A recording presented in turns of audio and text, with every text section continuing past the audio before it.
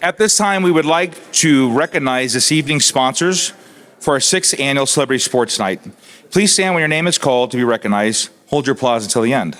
Our title sponsor is Jim and Kelly Eggers with Millard Roofing, Lou Rotella Jr. with Rotella Bakery, Ron Gartland and Johnny Travis with Godfather's Pizza. The Andre Franklin Service Award is by Kim and Tom Dinsdale. Our auction sponsor are Harry and Janie Hoke. The speaker sponsor is C.G. Holtis. Dessert sponsor is Derek Randecker with Dayspring Bank and their team. The other dessert sponsors, since I guess we're getting 2 desserts today, right, is Melissa Haggerty and Kelly Nog with Nothing Bundt Cakes. Our beverage sponsor is Jeremy Kirby with Southern Glazers Wine. And our Andre Franklin Service Award designer is donated by Joe and Lisa Bujutner. Round of applause for all those folks. Thank you.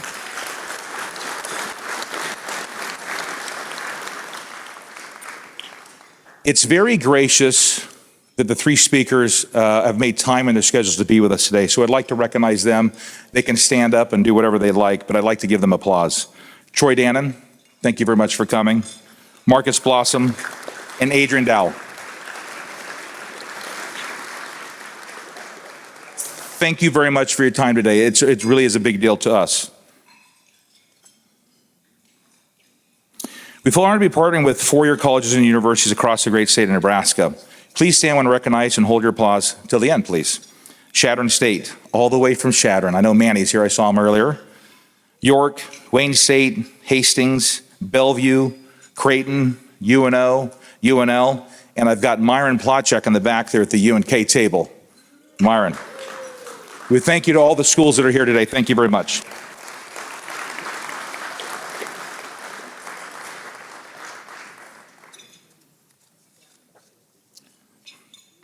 At this time, I want to recognize one very, very important person. And I want to make it very clear that we're not here today if it wasn't for this person. This person saw a need in Andre Franklin. This person took action to make the lives better of those that we love and care about. At this time, I would like Jerry Murtaugh to stand up, and I'd like to give him a very big applause.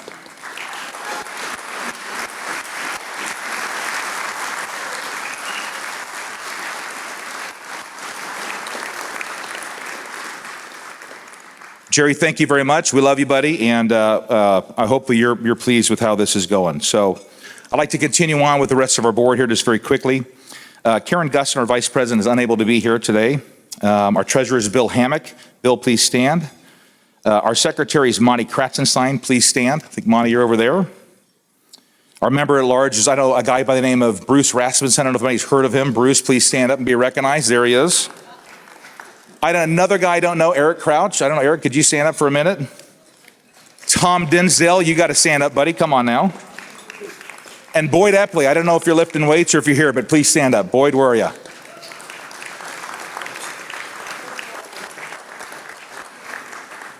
Thank you for your applause. It's really important for us to give a thanks to Two Brothers Creative. Matt Tompkins and his team is in the back with such a wonderful job. And also Josh at the Relevance Center.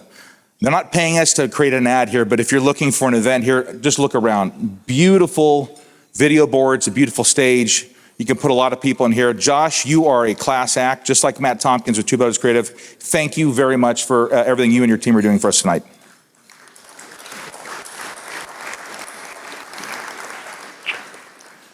So it's super important that you recognize the last 2 people here, Ashley Beckman and Sandy Zarora. Where are you? I can't see anything, so where are you? Are they standing? There's Ashley, and where's Sandy? Okay, these 2 are the reason that you're eating a meal that is warm and put together in a nice way. You have a nice, the tablecloth here and the silverware, the bar, all these things that take a lot of time. Ashley and Sandy just went above and beyond, and let's publicly thank them for all their help today. Thank you.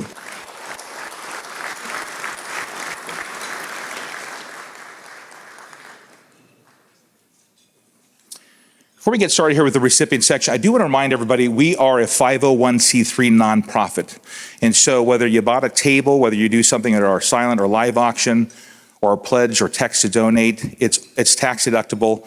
Of course, we're always going to ask you to go to your accountant, but just keep that in the back of your mind as the end of the year comes here. There are many great charities out there, and we're very grateful that you're with us today. And if you decide to participate in some way, just remember, we are 501c3. Our 990 is available online for the public to see. So if you have any questions like that, just feel free to ask one of us. And again, we thank you for being here today.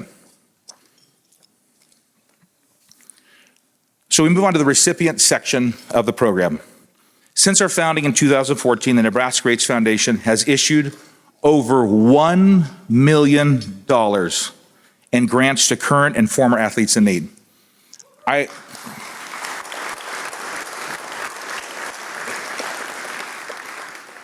going to say it again. We have granted over $1 million to help people that are really in need.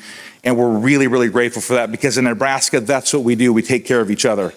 And it gives me goosebumps because we've gotten to know a lot of these recipients. So thank you very much. Again, we have a heart of gratitude. We have helped everything from prescription medications to insurance deductibles, equipment, travel to and from critical care appointments, to round-the-clock assistance. One of our dear recipients, Tesla Davis, she lived in a state where Medicaid didn't cover her 24-hour care. And so we've been covering that for her for the past probably 2.5 years. It just makes me really happy to know that for her and her 2 kids that she's taken care of, and the Nebraska Greats Foundation has been there to help her.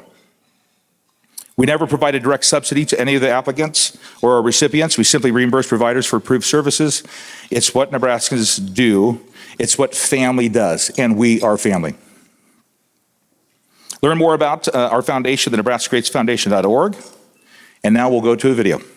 Nebraska Greats Foundation. It's a 501c3 nonprofit. We help former collegiate athletes in the state of Nebraska, men and women, at any of the 16 colleges or universities in the state of Nebraska. You have medical or emergency needs, you come to us.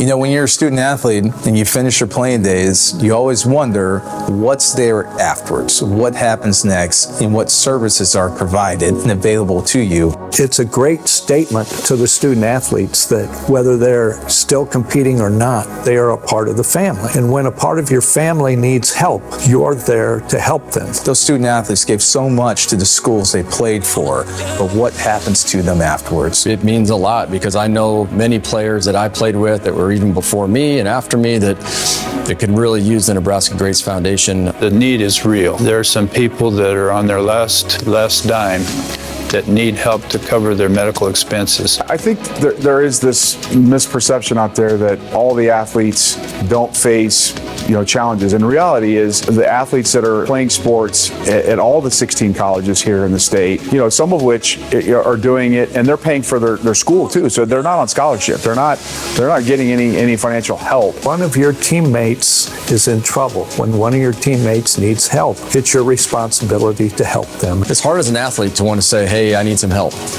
Pride from athletes. And so, it's not the easiest thing to accept it, but it's, I think in a roundabout way, they're excited that there is help there. You don't have to do it alone.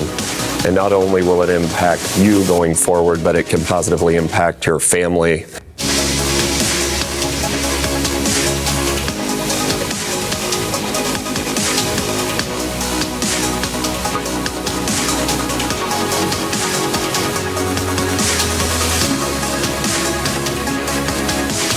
Every recipient has a story, and I could talk about every one. And linebackers aren't supposed to cry, but I cry a lot when I meet them and how they're hurting and the help they need, and hoping we can help in some way. This is kind of puts Nebraska, on a whole nother level in terms of what they do for, and I don't mean just the university, but all the colleges that have sports in the state of Nebraska. I think what the Nebraska Greats Foundation says to this country is what it means to be a Nebraskan. We help each other. Your neighbor's in trouble, you help. I don't think it's nice that you give back. I think it's imperative that you give back. And so I think it's critical that we give back to these athletes that are experiencing trouble, that have helped every one of these communities in the state of Nebraska. There's nothing like Nebraska, and that's why this foundation is helping. There's nothing like the Nebraska Greats Foundation either.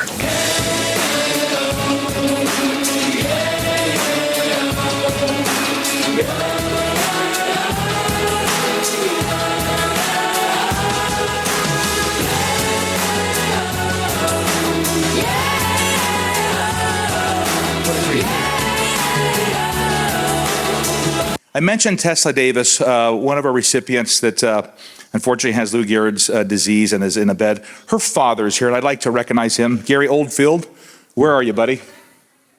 Gary.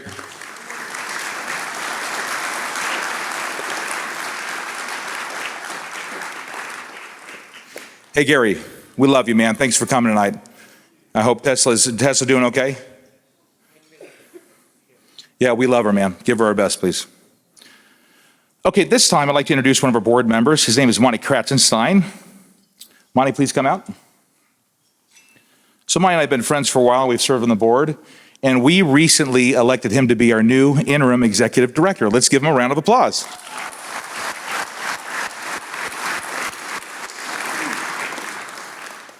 Furthermore, if you have any issues tonight, don't bring it to me. Please give it to our executive director, Monty Kratzenstein. You're welcome. At this time, Monty, you've got the stage. Huge man, huge heart. The last time I was behind a microphone, about a month ago, our daughter got married, and I did the toast, and I had it on a napkin. I've upgraded. If I do this again, maybe I'll actually have some technology involved. But thanks, Brett. I really appreciate it. I really appreciate you guys for being here. I know that there are a lot of tremendous causes and charities in the Omaha area in Nebraska, involved in many of them. And we don't take for granted the fact that you chose to spend your night, your evening, your time with us. And we really want to thank you for doing that. I've had the privilege to be a part of the Nebraska Greats Foundation for approximately 6 years. A lot of tremendous things that have been involved with that. I have some incredible people that I've met through the board, tremendous board members, tremendous leaders, some of who you were introduced to tonight, some great donors. It's been fabulous. But the absolute best thing about this entire foundation, of course, is our recipients. That's why we are here. That's what we do. And I really think that everybody that's involved, I wish that everybody that's involved in the organization, whether it be a board member, a staff member, or a donor, could spend some time with those recipients, whether they're in physical therapy or when they're in a hospital bed or when they're in chemo treatments or whatever, because that's really what it's all about. And I really have a privilege and honor of introducing tonight one of our featured recipients. You'll hear her story. She'll tell a little bit about where she's from. She brought a fan base with her, which we love. But former Wayne State soccer standout Bridget McPhillips is here.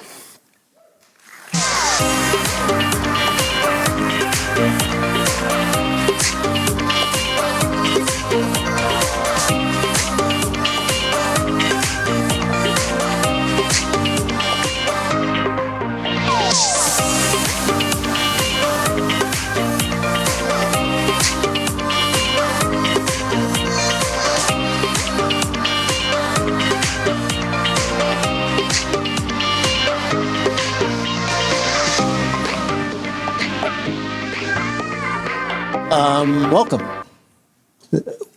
Got it on? Yes, I do. All right, well, welcome. Bridget and I go way, way back.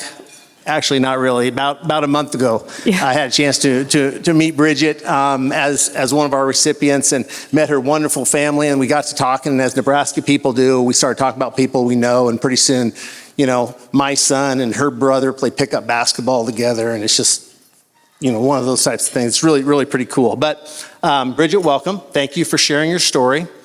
Lincoln gal, right? Go Bolts, is that right? Absolutely, yes. Tell us a little bit about growing up. Oh, got a little I got some Lincoln Pius action over there. Good for you. Tell us a little bit about growing up in Lincoln. I know you're a coach's kid. You have some brothers in a sports family. Tell us a little bit about that. Yeah, so grew up in Lincoln. I have two of the world's greatest parents, Jim and Teresa Hansen, and I'm the oldest of four kids. I have three younger brothers, Jimmy, Robbie, and TJ. I love them dearly.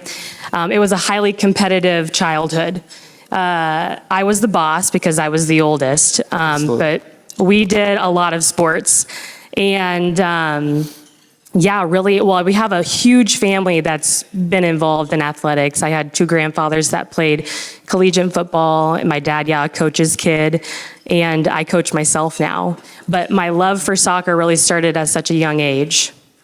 Coach's kid, we were talking, and all of a sudden I'm like, your dad is Coach Hansen from Lincoln Pius? I mean, he's coached for 100 years, and he's influenced a lot of people, and he's kind of a legend in his own right. So we'll introduce him when we get done with this, but that's pretty cool as well. So soccer standout, you're pretty good growing up. How'd you end up at Wayne State?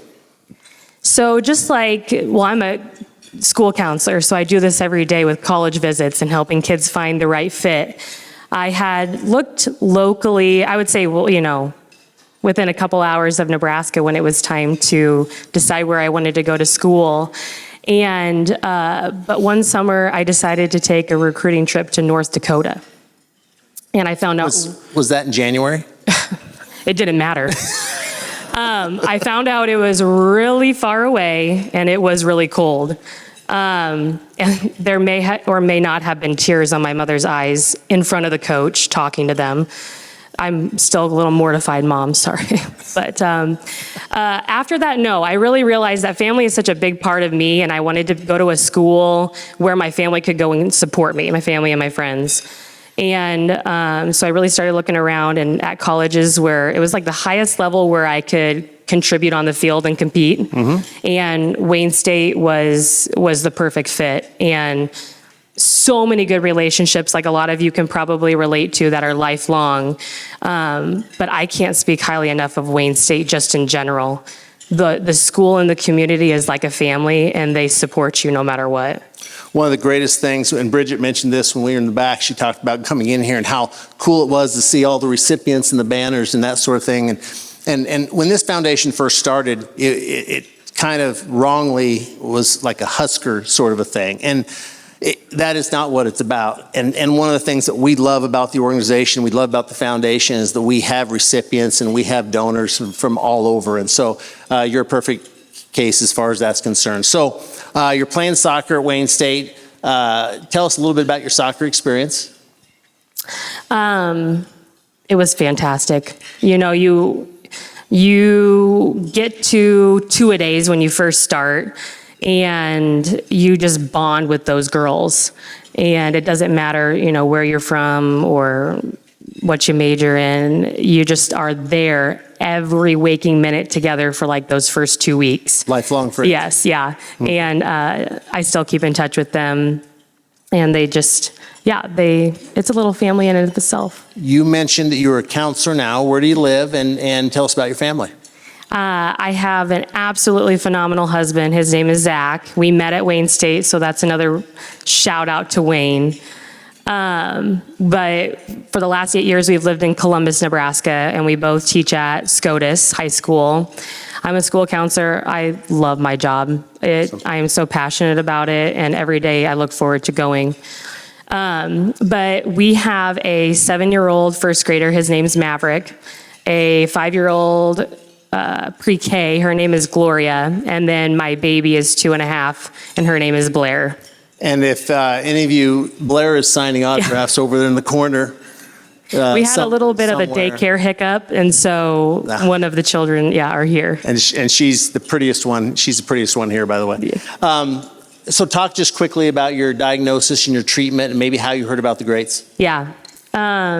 So my story really kind of starts after I had my daughter, Blair. She was born in April of 22, and a couple months after that, I was nursing her, and I found a lump. Didn't really think too much of it because that's pretty normal for a nursing mom. And I gave it a couple of weeks. It didn't go away, so I decided to go in and get it checked out. 2 different professionals looked at it with ultrasound technology. It didn't look abnormal at all. So I finished out the rest of that year. When she had turned 1, she was nursing less. I thought I should see some changes. It didn't change. So I went back in, we did the full workup, and then it did come back looking abnormal. So they took the biopsy, and it came back, it's called angiosarcoma. So angio means blood, and sarcoma is in the soft tissue, and my cancer originates in the blood vessels. And it's very rare. I had it in my breast, but you could have it anywhere in your body. You started a treatment plan, needed some help. Talk about your needs and Nebraska Greats and what they did for you. Oh, yeah. I was referred locally to go to get it checked out, and this group had only ever seen 3 other women that had my same diagnosis. And it just didn't really sit right. And friends and family really helped look beyond Nebraska to see what we could do. There was a specialist at MD Anderson in Houston, Texas. And so I got in, we went down there, and am completely comfortable with his plan, but it was so much different than what we did locally. And so I have spent almost a year and a half traveling to and from Houston about every 6 weeks.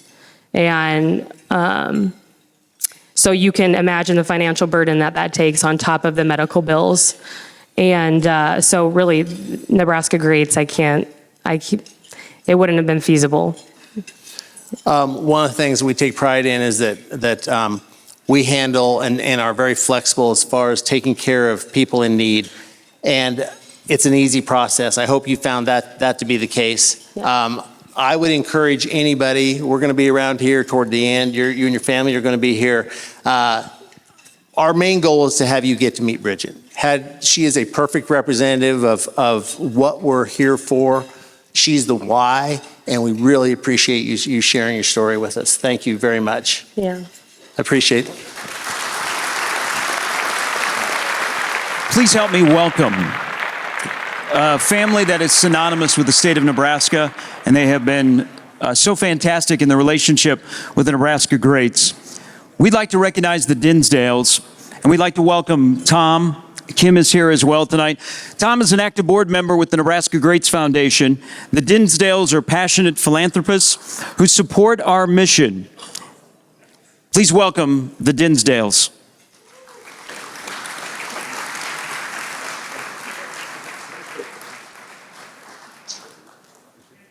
You're only getting one of me tonight. Over the years, Nebraska Greats has annually picked out one recipient or a family that has gone above and beyond the call of duty to donate their time, their resources, and their experiences to better the whole idea around Nebraska Greats.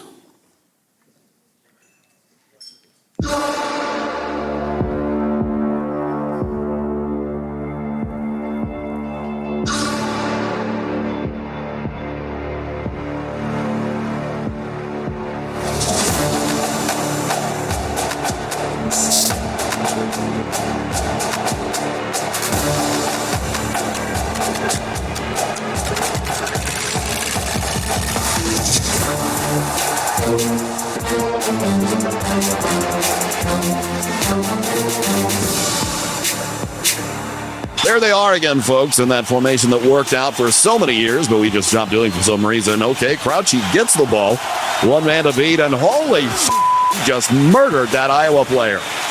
I've always been very fond of Eric. A lot of guys who win the Heisman Trophy and have the success that he did come to believe that they're a little bit special, and Eric is not that way. He's always been very willing to help and to serve other people. Been around the foundation, I think, almost since it started.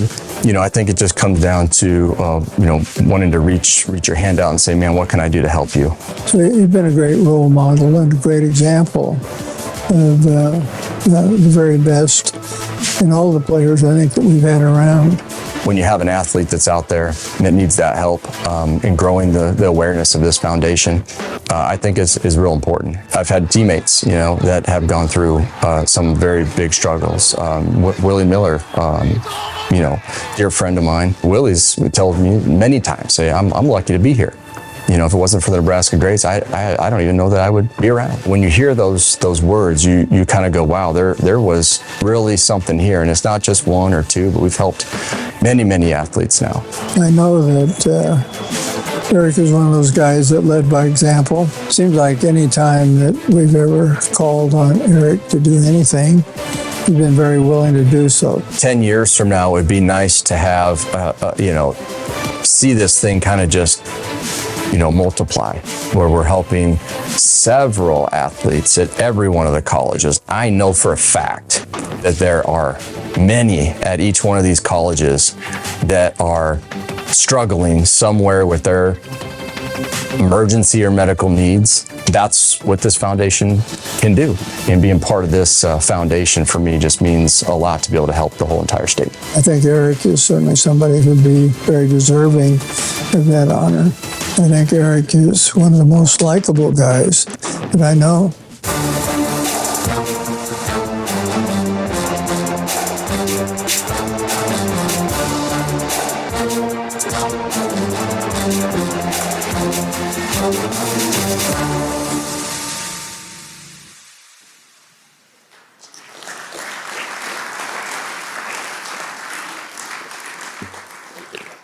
How do you surpass that? Eric, please join me on stage.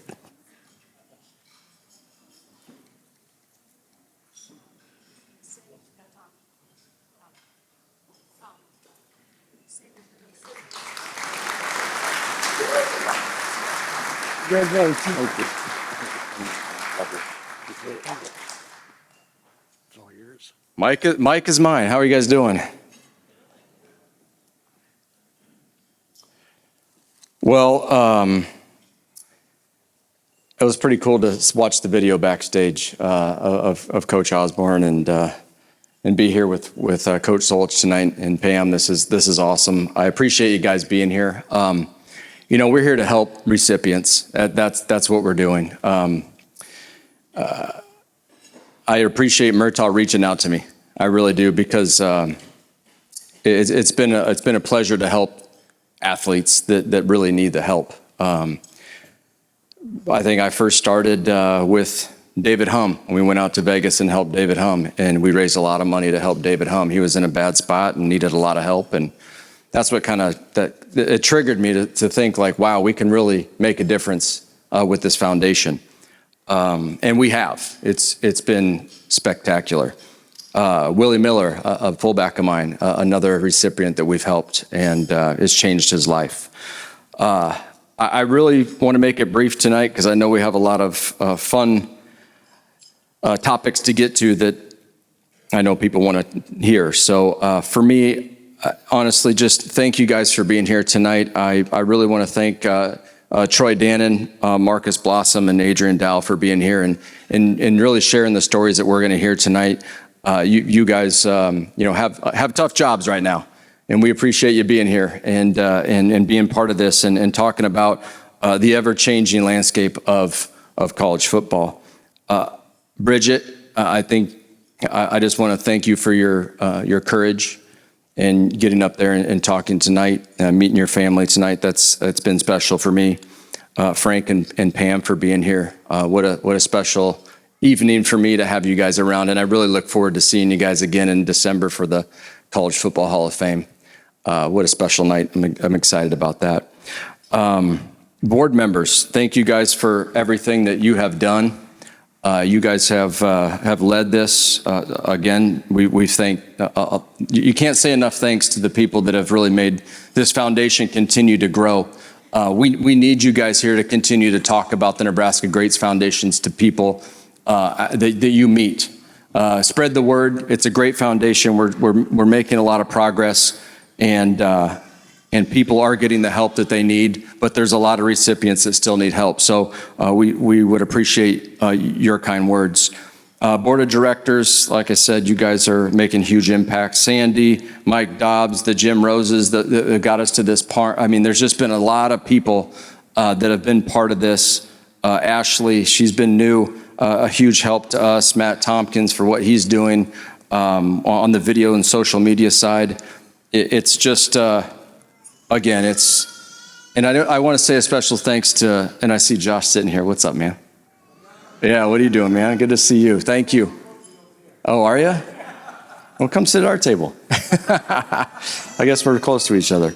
But no, I just been doing this for a few years, and every time I come back, I love seeing the support that we get from the community here to continue to spread the word about the Nebraska Greats. It's something that's special. This isn't done around any other state. This is pretty special. It's in Nebraska, in the colleges that we have here, and helping male and female athletes with needs, medical and emergency needs. So it's just really, for me, it's been one of these things that I've just been happy to be part of. Again, Murtaugh, thank you for asking me to be part of it. I want to thank Kim and Tom Dinsdale. You guys have been huge supporters of the foundation. And we can't say enough thanks to you guys for what you've done. I see Jim Eggers is sitting here too. You won a nice little auction item there. Jim, thanks for all your support. We really appreciate it. You've been here, for a long time now supporting the foundation.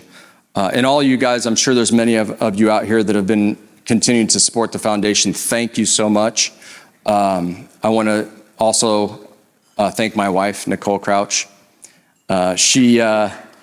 She's the one that says, yes, I can go help the Nebraska Greats Foundation. So without her giving me the blessing to do this, I wouldn't be able to stand up here tonight. And then lastly, the Andre Franklin Award. This is just an amazing award. We lost Andre way too early, and I think it impacted Murtaugh in a big way, and that's what started this foundation. So again, it's an amazing award. Looks a little different than the Heisman Trophy. I like it though. Looks but it means a lot more in a different way than the Heisman Trophy is. It's the Andre Franklin Award, which is meaning that we're giving back and we're helping people that need the help. And I think that's to me a difference maker here in the state of Nebraska. So thank you guys so much. I appreciate everything that everyone's doing. So we'll continue on with the night. Thank you so much.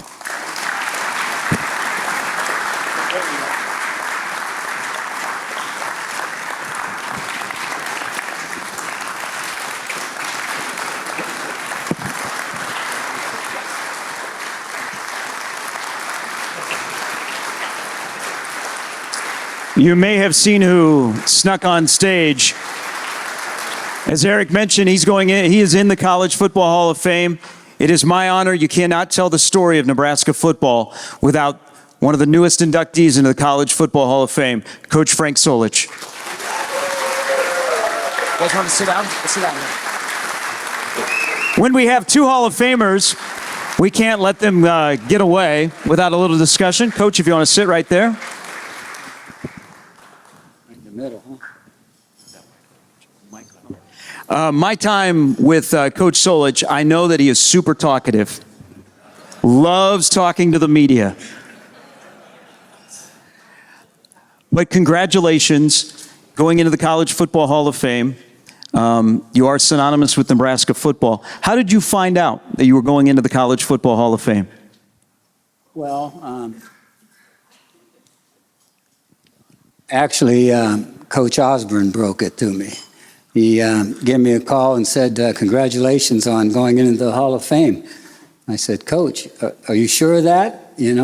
He somehow beat the Hall of Fame people in announcing that to me. So that's how I found out about it. Shortly after that, an express outfit came with a football, with College Football Hall of Fame on it. And then started getting calls from several different people involved in the organization. You have an incredible football legacy that spans from Johnstown, PA, to playing for Bob Devaney, to coaching under Tom Osborne, to running Nebraska football, to also what you've done at Ohio, where the field is named after you. But now that you have retired and you're living in Boise, Idaho, you still got family living in Lincoln. You and Pam are happily enjoying retirement, but Coach Solich has never retired. You've come back to Nebraska. What was it like to come back for the first time in a while? And then also, what was that moment like where every single Nebraska football player from here on out, when they show up to work in the morning, in the midday, at night to get ready for a game, they will walk into the Frank Solich locker room? What did that mean to you? Well, it was very special for me to be invited back, and obviously there was a time frame where Trev would give me a call and say, what about coming back? And I said, well, you know what, I'm okay without doing that right now, you know. And it took me a while to get to the point where I felt comfortable about coming back. And so when that happened, obviously the people were great. Troy was great. It ended up being a special moment for me, which I will never forget, and just feel like, again, that this is my home, and have felt that way ever since that moment.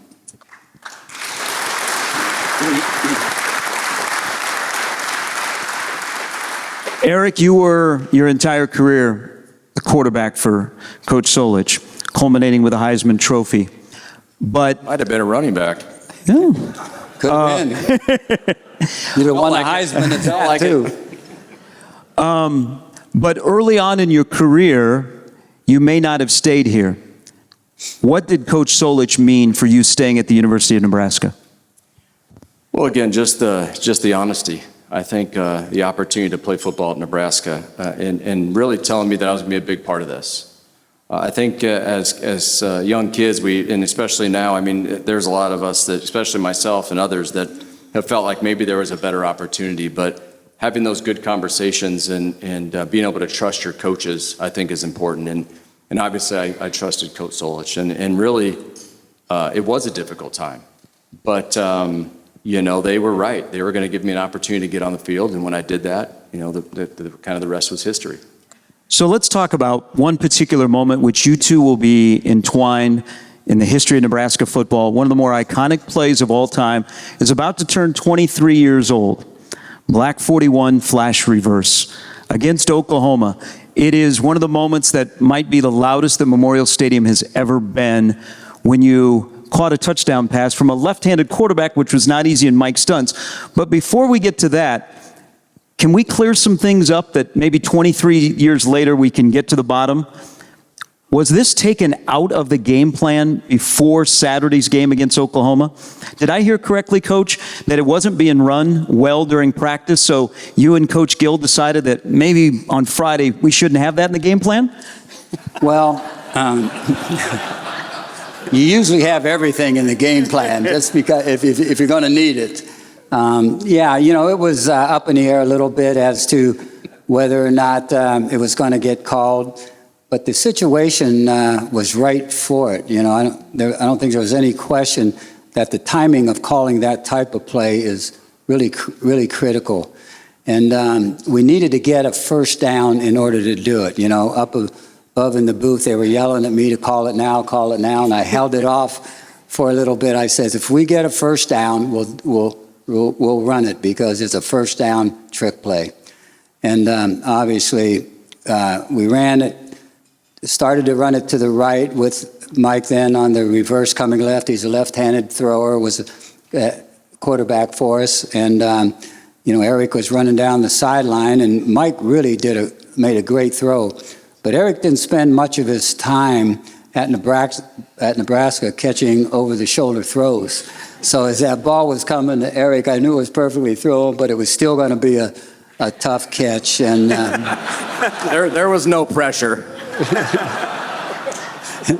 And once it was caught, I think I started jumping. I don't jump a lot, but I may have started jumping on that. And once he caught it, I knew that there was no way he was going to be caught. That we had a touchdown in the making. Would go on to snap Oklahoma's 20-game winning streak and win that day at Memorial Stadium. Eric, when the play comes into the huddle, what was the reaction? I was surprised. I was very surprised. You know, I kind of took it black and white, like it was out of the program for the day. And when it came in, I'm like, for a second, I'm like, I got to act like this is not like confusing me. So it's like, okay, all right, we're gonna run this. Let's go. And it worked out perfectly. It was a little bit scary because it didn't work at all in practice. So that was the kind of the unknown. It was like, okay, I guess you're seeing something I'm not seeing. So, but I'm very happy that you guys called that play. I think many of us are too. And there were a lot of plays during your career that Coach Solich and Coach Gill called. Ladies and gentlemen, two college football Hall of Famers with us, Eric Crouch and Frank Solich. Thank you. This is the part of the night that is really special for myself and for everyone that is involved, because we are going to talk to three gentlemen who, with the collegiate landscaping changing almost by the minute, these are three people in their industry that are leaders, as we welcome in Troy Dan and Marcus Blossom and Adrian Dow.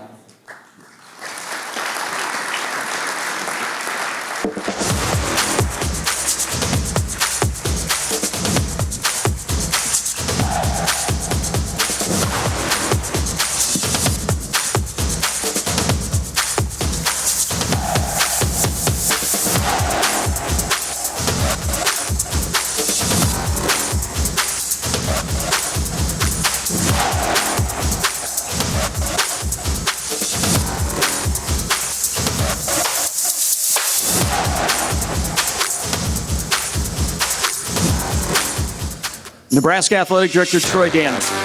Now let's welcome Marcus Blossom, the Creighton Athletic Director.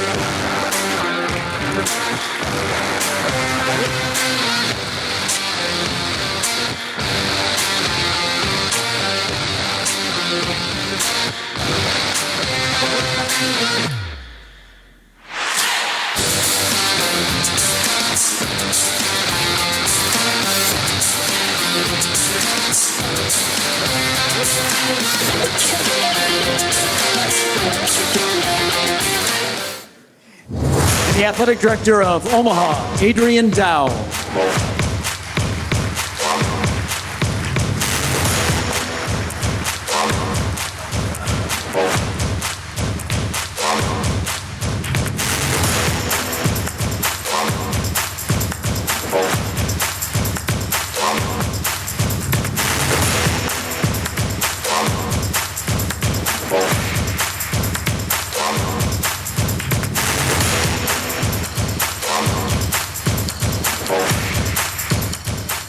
So welcome to our three athletic directors, Nebraska, Creighton, and Omaha.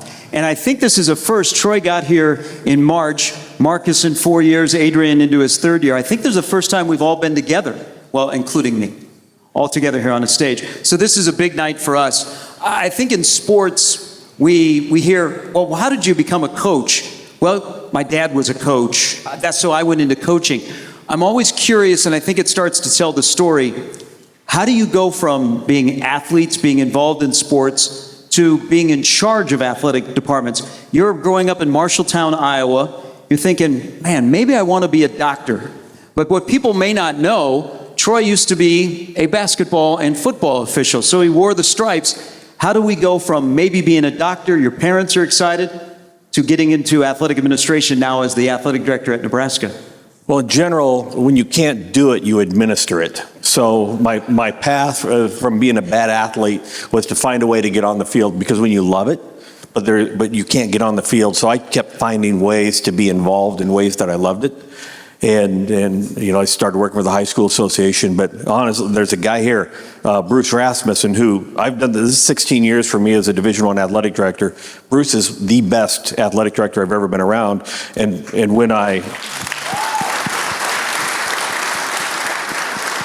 when I went to Northern Iowa as athletic director, we were in the Missouri Valley together before he bailed on us and went to the Big East. But when Bruce talked in the room stopped, and everybody looked and listened to him. And I was like, that's that's how it should be. That's who I want to be. So I modeled a lot and pursued a lot off of what Bruce did, and it's good to see you, Bruce. Marcus is one of the best point guards ever at Northeastern University. It may not say it in the media guide, but ask him and he'll tell you as a sophomore he averaged over 16 points a game. You come from a family in Chicago, one of 8. Basketball, that's where we were going. Now, 20 plus years later, you're at Creighton University. How did we get to this point? A long road. First off, when I got here, half the staff left because they was mad Bruce wasn't there anymore. And then he gets up and is like, oh, Bruce is the best athletic director he's ever seen. You know what? He made me into an athletic director. I was one of them, Marcus. Yeah, right. Everybody left. I got some talk about Omaha coming later. Right. So I actually, after college, I started out, moved back home to Chicago and worked in corporate accounting for 3 years at a pharmaceutical company in Chicago. Enjoyed it, doing well, making great money, but I just felt like that wasn't my passion or my mission. I wanted to be around young people, give them an experience that I had as an undergraduate. So I quit, went back to grad school, started as an intern, as one of the older interns actually, and kind of moved all over primarily the East Coast over the last 11 years or so before coming to Creighton. So started a career change and won't look back. Now, what we just found out is Adrian and Marcus were together in Indianapolis at the NCAA. Adrian was a great basketball player. We thought we were going to play pro basketball. And then from West Virginia to the NCAA to Creighton and now to Omaha, why didn't we play basketball? Well, Marcus and I tried to play basketball together in Indy. There was a club team for the NCAA, and I quickly found out he didn't pass the ball that much. That's all right. No. But hey, the reality of it is I was a little weird kid. I remember being 11 or 12, and all of us probably played AAU basketball growing up. And my dad noticed at one tournament, which we weren't winning, I was more interested in how the bracket was working and what colors the teams were wearing than actually playing. He goes, you know what? You need to be an athletic director. So it actually started pretty early for me, and he actually instilled in me pretty early that just use the basketball to try to achieve something more. And hope I'm making them proud here sitting today as an athletic director. All three of you have, in a short period of time with Troy to Adrian and Marcus, have experienced success. Teams that are winning championships or going to the NCAA. And in your time at your respective schools, where was the moment where, Troy, you arrive in March, and you're familiar with Nebraska, but you arrive and maybe you tell Bob Bowlesby, who is a mentor, man, this is the perfect fit for me. Or Marcus, you call somebody back in Chicago, or you talk to your wife and you're like, Omaha is this right spot for us. Or Adrian, with your wife who is a member of the Omaha Athletic Hall of Fame. When for all three of you in your current job, was there a moment where you went, this is why I took this job, pursued this job, it's the right job for me? Well, I want to take off on the Bowlesby story a little bit. So Bob Bowlesby was the athletic director in Northern Iowa when I was a student. And I worked for him for 4 years in the office, and that's probably where I really got the bug. He went on to become the commissioner of the Big 12 and before he retired, but I'd been in Washington 5 whole months, and I thought that's where I was going to end my career, and I called him the Tuesday before Nebraska played in the men's and women's NCAA tournament that weekend, and I said, Bob, I think Nebraska's going to offer me this job, but I'm going to get eaten alive if I leave Washington after 5 months. And he said, I want to tell you 2 things. He said, number one, don't forget, and this applies to all of us, we're all commodities. And when Washington's done with you, you're gone, you're done. And he said, so keep that in mind, do what's right for your family, what you and your family think is best. And number 2, don't be stupid. If Nebraska calls, you go to Nebraska. And I said, okay, here we go. And I left out the other words. He said, what kind of stupid not to be, but he told me not to be stupid. And getting here, when I was the athletic director at Northern Iowa, we got beat 3 times in the regionals in the Coliseum by Coach Cook. And you know, we were in the NCAA tournament in volleyball every year I was there, and I just held volleyball in this really high regard. And I'd known Matt for a long time, but I had never met John Cook. And John's a little bit of a personality in his own. But to me, meeting John and getting to know him, and you know, at the time, this was this volleyball program that I held here, and it was the aspirant, and then here's the guy, you know, between he and Terry, obviously, that built this thing, and that was kind of the holy cow. You know, I'm where I never actually thought I would have a chance to be. You know, I think for me it was, I think it was March of 22 when our women's basketball team made it to the Elite Eight. They beat, I think when they beat Iowa, I was at the Iowa game, and they upset Iowa in the Sweet 16 round. And just how the kids responded is really an understated group of kids. They're smart, they do things the right way. Coach Flan does things the right way. And just seeing a group like that have a ton of success, I thought it really represented what I thought Creighton was about coming in. And that kind of validated what I thought they were about coming from the East Coast to Creighton. And that was the time I was like, you know what, I think this would be a pretty cool job for me. So 11 years ago, Bruce Rasmussen made the worst decision of his career. He hired me to run his development office. Creighton was going to the Big East at the time, and I can't believe he made the decision, but just like Gary mentioned, my wife's from Omaha, right? We all know, you know, when mom's happy, we're all happy, right? And she said it's time to go home, and then when that opportunity came up, it was just perfect timing, and, you know, 11 years later, I've had 3 children who were born in Nebraska, and when people ask me where I'm from, I say Omaha now, right? So this place means a ton for me, and I'll never forget one of the first conversations I had with him is he was explaining what I was walking into, the college sports market, and the community we have here in Omaha and the state. He told me if you pour into the community, it will give back to you.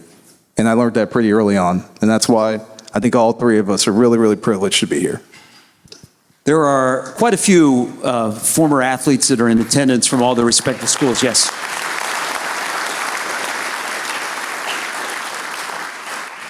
And there aren't very many people that want to be in you guys' shoes. You have to make quick decisions, some powerful decisions. You're in the spotlight.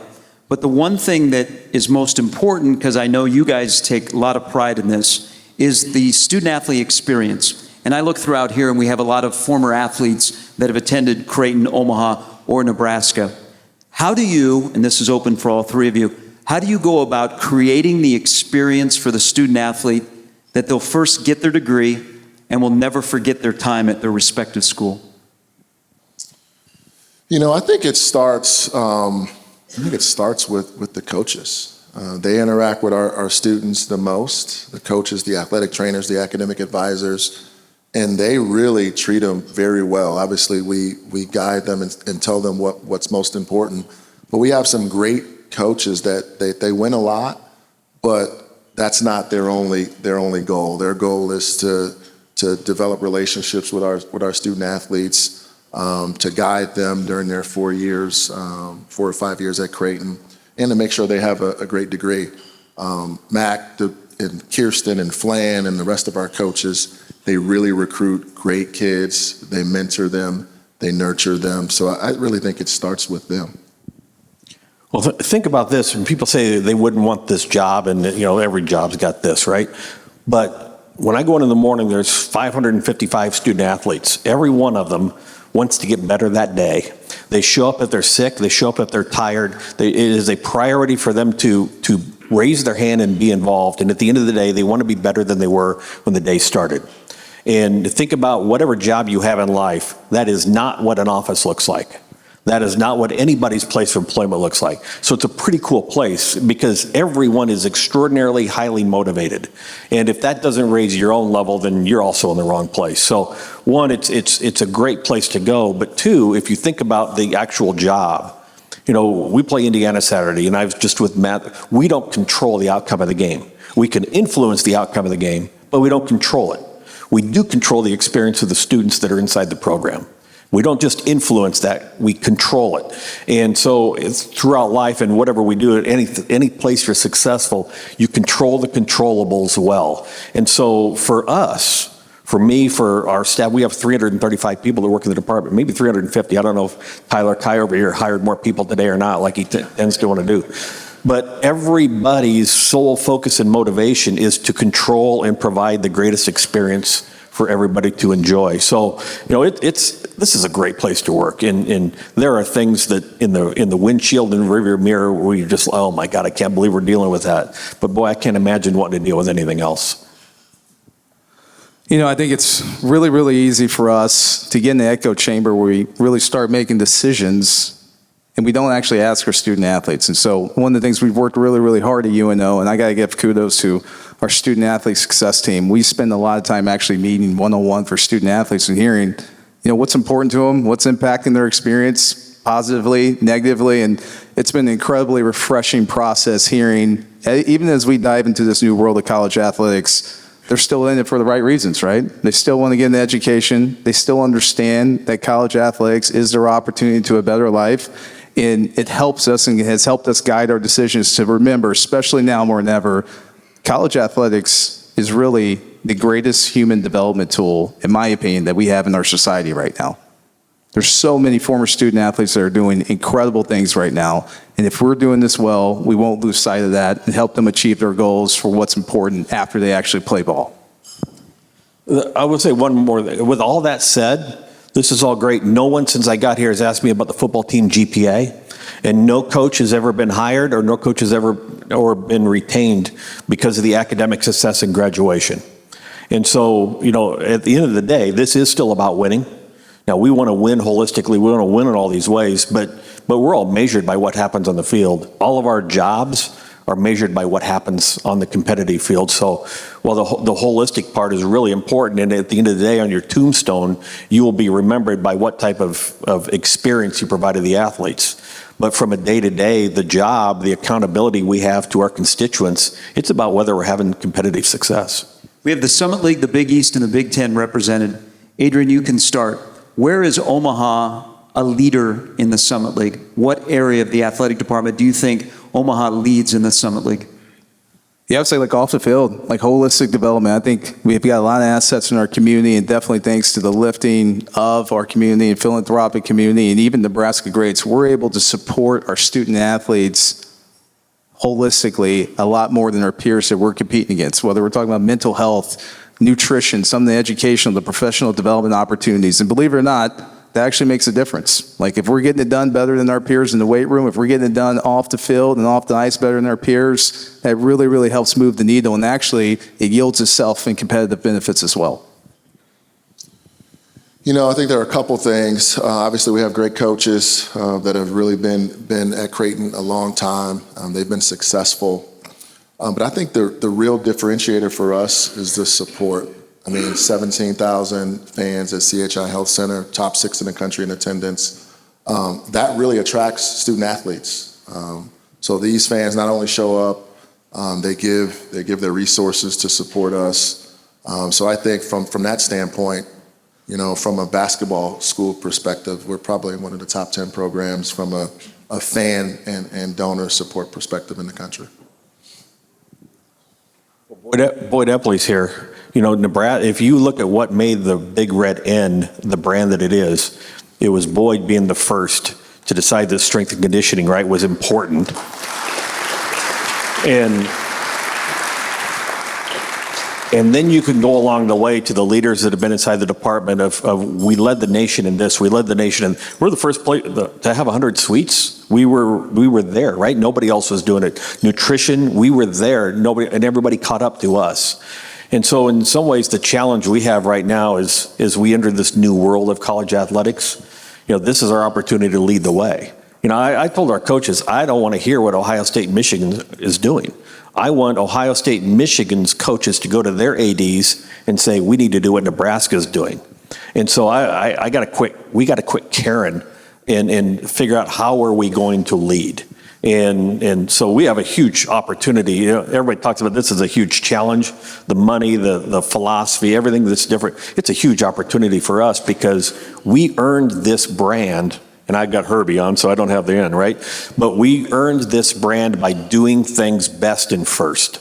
And here's our chance now in this new environment. getting to know all three of you gentlemen. You're all very positive, and you're always thinking about the trajectory, and there's a lot of elements of your athletic departments that are headed in the right direction. But this is a big picture that, Troy, you alluded to. The landscape changes almost day by day. This can be how it affects your respective school or just somebody that is in the business. Where are we going with college athletics, NIL, portal, revenue sharing, conference realignment? It's the elephant in the room. What time were we supposed to be done? No. So, one, it is a step in the evolution, and we're not at the end of the evolution. And for all of us, the greatest days were 20 years ago, because we always remember things in the past with, I don't listen to music that's been recorded in the last 20 years, because I like the old, right? And 20 years from now, these will be the glory days. And every step along the way, we've always resented what was evolving because it wasn't what we knew. So part of it is we just got to accept the fact we're in the middle of something that's never been done before. And we have to embrace it. If you don't like it, it doesn't matter if you like it. The train's coming. Either figure out a way to embrace it and ride it, or get run over by it. And so we've chosen to embrace it and ride it. Now, where's it going? I think 3, 4, or 5 years, it'll be employment. That's the end of the continuum. But we're not there just yet. The idea that, and I laugh because our coaches, and I love coaches, but coaches, Rass will tell you. So they're all, these kids, their agents are talking about NIL, and we're talking about revenue sharing and how are we negotiating the money. Our football coach at Washington left after the national championship game and went to Alabama. You would be shocked at the agents who called me shopping their coaches for that job. Same thing these kids are doing right now. And one coach, I said, yeah, I'd love to talk to him. I didn't hear back that day. The next day it was in the paper, this coach just signed an extension at his school. He was leveraging my interest to get him a new deal. It's the exact same thing the kids are doing right now. So I don't resent or have any remorse at all, because this has been happening inside the enterprise forever.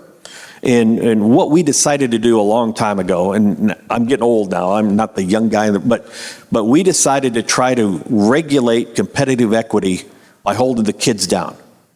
We didn't regulate coaches' salaries, we didn't regulate facilities, we didn't regulate anything other than the benefits that were provided to kids. And that was an antitrust violation. The courts decided it. And so now, instead of just gradually opening the dam breaks, right, the pendulum swings all the way over. So one, I think understanding the why and understanding that we've been dealing with this. Our coaches do this to us all the time. And assistant coaches do it to head coaches all the time. Everybody's trying to leverage themselves a better place in life, and so be it. I don't resent anybody for wanting to do that. I just left Washington, for Pete's sakes, after 5 months, because I thought, and I'm dead right, this is the greatest place in my life that I could ever be. And so I'm not going to resent anybody else wanting to do it. But we're not done. And the problem is we're control freaks. Going back to influence and control, the courts control everything now. We don't control anything. So we're going to wait for the courts to decide to tell us how much money to share. We're going to wait for the courts to tell us whether we have to have employees or whether they're not employees. It's a long answer to a short question. Well, I'm not a control freak. I empower my staff to take responsibility and make decisions. I'm not a control freak. The first liar has no chance. Well, I like that. One more time and that basketball series is done. No more. So to add to what Troy said, it's going to cost more. We got to pay student athletes, for their name, image, and likeness. So it's simply going to cost more. So we're going to have to run our business more effectively than we've run it in the past, both on the revenue side and on the expense side. What I hope doesn't happen is, because we're paying football or basketball players, is that it doesn't take away opportunities from other Olympic sports student athletes and take away our ability to provide them a great experience. So, although we're trying to win in basketball and volleyball and some of our premier sports, it's important for me to be able to still provide a great experience and a great education to many more other student athletes. You know, I think what Troy's alluding to, and I agree with him, like there's just so much that's outside of our control right now. Like we can't control what the courts are going to do. We can't even control what the NCAA is going to do, commissioners are going to do. All we can do is focus on the controllables. Like let's control what we can control. And what we can do is try to give our student athletes the best experience possible. And the game's changing, right? The reality is the market success of football and also men's basketball has really evolved the business model of college athletics. So how do we work together and try to find a way to let those two sports compete at the highest level, provide the benefits that they need to their student athletes, yet also mitigate the impact on the rest of the student athletes and 95% of the sports. That's what we're trying to figure out. We don't know what the right answer is, but we can tell you things are going to change. Yes, the cost of business is going to go up, but what I really, really hope as we dive into this new era of college athletics is philosophically that we don't lose what's most important in my opinion. That's the mission of college athletics, right? I do worry that maybe we're getting close to becoming a little bit too transactional. That's a big worry of mine. And maybe I can't do anything about that, but I think along the way, we've got to remind our student athletes the name on the front of the chest is just as important as the name on the back, right? And the reality is while you're here, yes, we're here to win games. We're also here to get you an education because that's what's going to be important next in life. Even though the business models change, I think all of us are trying to figure out how does this fit within the setting of higher education and specifically at our schools. And it's going to change pretty quickly. Like we got to all have answers by April 6th. I mean, I think that's when the case is going to be certified. So this is going to evolve pretty quickly. We got the answers by by election, by the day after election day in November, because that's the first signing date for next year's incoming students. We do not know anything yet. And we won't when the kids sign. December's football signing. We do not know anything yet. It won't be till April if we know if the antitrust case actually passes and that we're able to enter into contracts next year. But we're all promising kids the moon. So this is a really awkward year, and next year is going to be a very awkward year in college athletics. But here's the other, through all of these transitions, whether it was cost of attendance, which was the kids got maybe $3,000, right? The true cost of attendance on top of their scholarship. And then we gave them what was called Alston money. It was another $6,000 of additional educational benefits. And now through these first 3 years of NIL, it's the same teams that are Creighton's been in the top 10 through all of these things. And Nebraska volleyball has been number one through all of these things. And so no matter that, we're going to be paying kids more, but there's not going to be some dramatic land shift of kids going different places. They're just going to be compensated more. They're not going to be going any more different places than they are right now. So in some ways, no matter what has happened in the enterprise, the schools that are equipped to have competitive success because they've got coaches and infrastructure, they're still going to be there. These are specific questions submitted by your colleagues. We will start with Adrian. Being an athletic director at a school that has hockey, have you learned how to skate? None of your business. Check that one off. Marcus, we got a question, and the control that you do or don't with CHI. Fans would like Dollar Beer Night to be the UConn game. You know what? We actually discussed that last week, and it might happen. So yeah, I don't know who submitted. Wait a minute. You sell beer at your games? Yeah. And the reason it hasn't been premier games in the past, because I looked at it as the fans are coming to that game anyway. So we use Dollar Beer Night to drive attendance to some of the more less attended games. But they've been so loyal to us coming to games as frequently as possible. There's a chance we do it for you. Can I ask a question? Yeah. So how much money from the beer do you get and how much does CHI get? Because I know from talking to Raz 20 years ago, I know that it's not the right percentage. Do you get it all now? Have you got that fixed? I like Roger Dixon. I won't share.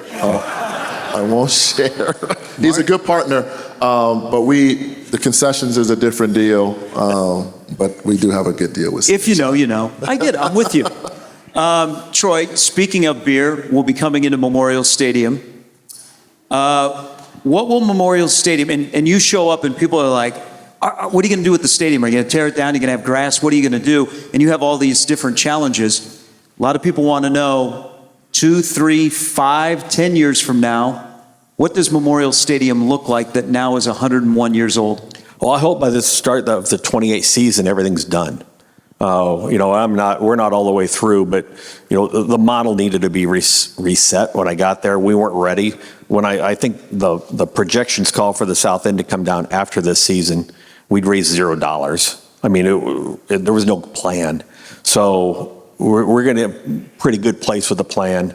I probably, right after Christmas, I think the idea will be we'll have it baked enough and buy-in enough from the board level on down that we'll be able to go public. But I would hope that after the 26th season, we'll do a lot of work on the east and west with chairbacks, and the South End will come down, and half of it will get rebuilt before 27. The other half will get rebuilt after 27 for 28. And that's kind of an interesting time because we play Tennessee at home in 26. I'd like to not be down in capacity that year. 27, we go to Tennessee and have two other non-conference games, so that would be the year probably. And then we still have an Oklahoma series coming right after that. So there's kind of a sweet spot in there with getting that work done. One final question. How was the response from the Big Ten about hosting Friday night football? Well, let's just say this. I mean, if you've ever worked on a college campus, the last thing you want is your faculty riled up. And when classes get canceled, faculty gets riled up, and I don't blame them. So I sent a letter to the Big Ten. Here's the deal. I'm cashing that $70 million check from television this year, and I'm not looking back. If they want us to play on Friday night, we'll do it happily, and I'll sign that check tomorrow. But I just wanted to make sure. What I didn't like about Friday night was a couple of my peers, one of them in particular, who talks a lot, say that, by God, my school's never going to do this. And well, you ain't talking like that, so I'm going to come back publicly and respond. So here's the deal. It's all about winning, right? And I'm not going to let some guy in an upper Midwest state with a blue and yellow team that beat us in the national championship game. I'm not going to let him dictate how things go at the University of Nebraska. And so there's a little bit of standing up for yourself. But here's the deal: we'll play maybe one more Friday night home game between now and 2032. And if that's the case, so be it.